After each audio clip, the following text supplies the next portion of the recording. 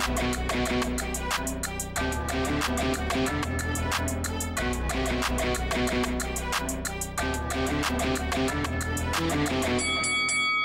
guys, welcome to Boxing Squared for boxing news and views from around the internet. The rising heavyweight contender Frank Sanchez has been added to the Deontay Wilder vs Robert Helenius card, which is taking place October 15. So his opponent will be Carlos Negron, the former Puerto Rican Olympian.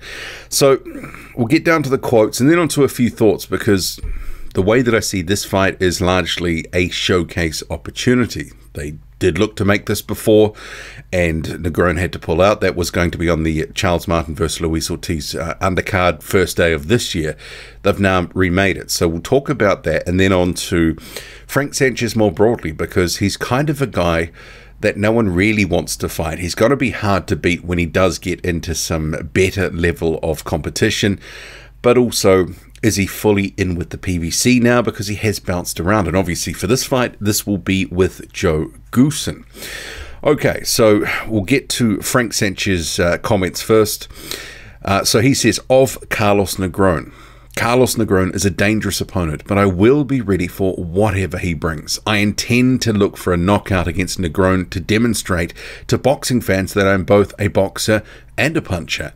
I feel I am the best heavyweight in the world, and October 15 will bring me one step closer to the very important goal of becoming mandatory contender for a world title opportunity in 2023. And actually, it's worth talking about that because he does have some rankings in different sanctioning bodies, but I'm not sure he's really close enough in any of the sanctioning bodies to get a mandatory opportunity. And what I mean by that is, say the WBO mandatory will be confirmed when Joe Joyce faces Joseph Parker. That's a lock. Those guys, as a result, have been dumped out of the WBC rankings. Sanchez has sort of climbed a few places. Well, he's in number 3 position at this point, but we've already heard from Mauricio Suleiman of the WBC that Luis Ortiz and Andy Ruiz Jr. was almost like a semi-final eliminator. Robert Helenius versus Deontay Wilder is the other. So it looks like the winner of Wilder Helenius will face Andy Ruiz Jr. to determine the WBC mandatory in 2023. There are, of course, other sanctioning bodies, but we do know that Filip Hrgović is the mandatory challenger in the IBF. So that route is seemingly closed. And the WBA, well, they've got Daniel Dubois as their sort of interim champion. There's been a bit of a box off, and different names have been put forward as guys who would be actually in contention for the WBA mandatory slot when all things shake down. Frank Sanchez's name has not been among those fights, and he is not really in that picture. So I'm not sure if a world title opportunity via a mandatory shot in 2023 is just realistic. He's probably looking at 2024, but that sort of comes to his plight, which we'll talk about a little bit later on. We just kind of segued off, but I thought it was just worth sort of talking about that, because often these guys talk about title shots and say, I mean, I remember Jared Anderson recently saying he wanted a title shot in the next year or two, but it was like, well, where is it coming from? Realistically, a lot of these top guys at the upper echelons of the heavyweight division fight once or twice a year if we're lucky, and often these mandatory slots, there's been because of the pandemic too, this backlog of guys who've clogged up different sort of potential avenues for title shots.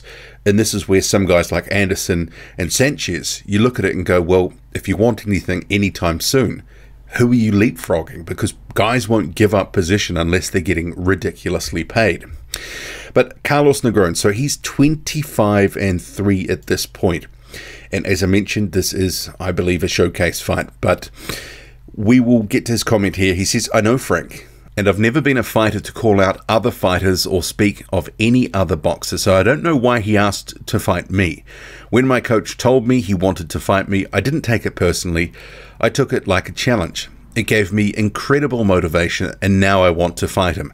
Let's see what I can do against good competition. I've always done my best against better opponents, so come October 15, let's see who's the better man. There is another undercard fight that was confirmed, but not a heavyweight one, so we won't cover that. But in terms of the matchup, like I say, this is a showcase opportunity. Carlos Negron is a decent sort of top 50 to top 70 heavyweight, but he is not in the same sort of class as Frank Sanchez. they've picked Negron because he is hittable. He does have question marks about the durability of his chin. He's been sparked before. Even Dominic Brazil, who, you know, throws punches slow as molasses, eventually was able to catch up and, you know, rock him and take him out of there.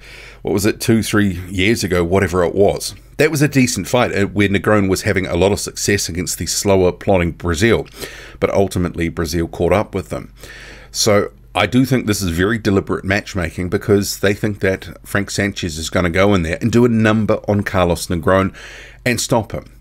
And with the new training situation and setup, with Sanchez having left Eddie Reynoso, he's now with Joe Goosen. They're talking about being more aggressive. I'm sure they will get a knockout.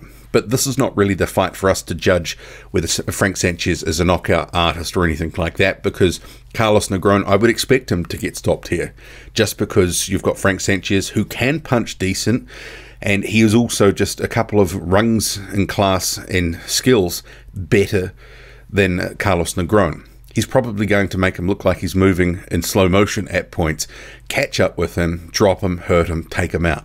That's kind of how I see it. But it's the what next for Sanchez that I'm more interested in because, well, where does he go after this? Because you can kind of look at this year and go, you know, he's been trying to break through. He had that sort of fight with Christian Hammer at short notice. Yeah, it was what it was. He had a decent performance against F.A. Ajagba towards the end of last year. But it's just trying to get in those bigger and better fights. I mean, Hammer's the top sort of, or was, I think at the time that he fought Sanchez, top 40 sort of guy. He's on the downslide, durable, name recognition, and it was a horrible fight to watch. If you missed that fight, don't go back and watch it. Terrible watch. The one against F.A. Ajagba, it was a very good performance. Basically picked Ajagba apart, dropped him, and was able to hurt him multiple times in that fight. Made Ajagba put his power punches away. It was a very good performance, but how do they build off that? And is he going to fully commit to the PBC now? Because obviously he'd had some fights with PBC, bounced around, fought on a couple of Canelo cards, etc. And now you've got him training with Joe Goosen, who is a commentator on some of the PBC shows, etc. He is promoted by, was it Warriors Boxing or Euro Boxing co-promoted? That was a deal he signed a couple of years ago. Is he going to lock in now and become sort of that next name for PBC? Because you think about some of the stocks at PBC, you've got some aging sort of fighters there. Quite a few, like it really is an aging heavyweight stable for the most part. Deontay Wilder is one of the younger heavyweights that they have, and he's, what, 36, 37. You've got Luis Ortiz at 43, allegedly, and, you know, a lot of other guys like Charles Martin, sort of over 35. Gerald Washington, almost 40, you know, or is 40 now. So a lot of these guys, Chris Arreola as well, sort of in the sort of more twilight of their career, the last sort of stages of it. Frank Sanchez is ready to go as a heavyweight contender now. So they must be looking at him as a potential option to not necessarily be the guy, but to certainly be a guy at heavyweight that they can rely on for co-main events. And because I mean, I think the reality is at this point, Frank Sanchez doesn't have a huge fan base, probably couldn't sell out a phone booth, but he is a fighter who, and demonstrated here, that they're going to have relatively high up a card against, you know, this opponent is so-so, but they've been trying to sort of build his name and reputation, build it to something. So will he go all in with PBC? Because if he does, then obviously more opportunities, bigger opportunities could come.